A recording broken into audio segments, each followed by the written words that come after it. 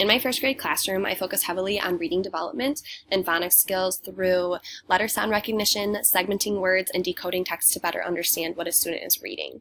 So as you can imagine, this may feel very overwhelming for a student with dyslexia that has difficulty with decoding and identifying words. As a result, they may feel frustrated and turned off from reading. So as an educator, I would like to find tools to help support a child with dyslexia and make sure that they build confidence in reading skills. One of the tools I explored is called RazKids, or Reading A to Z. So here you can see I am logged in on my screen. I'm under leveled books, and up at the top they have the whole alphabet, so you can have students read at a particular level. And they have all fiction and nonfiction books to choose from.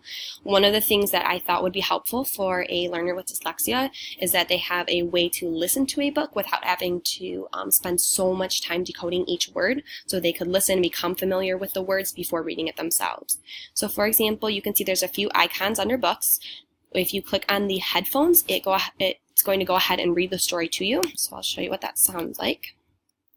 Brainstorm Bear.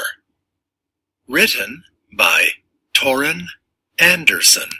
So another great feature of this is that as it's reading, it's going to highlight the line that it's on, and then in green it highlights the actual word that it's on, so that way the reader can track and follow along with the reading as well.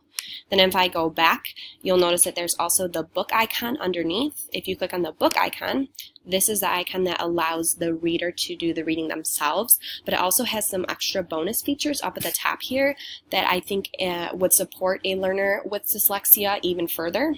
So if the student is reading, they could just read the book through all on their own, or let's say they got to a word that they're really struggling to decode, then up at the top here there is a recording button that they could, once they've worked through it and figured it out, they could record it, so that way next time they have it ready for them, or the teacher could also support with that by recording the teacher reading it, and if the student then needed that support, they could listen to it. So I'm going to demonstrate that. If you click on the recording button, then you click on the little dot here,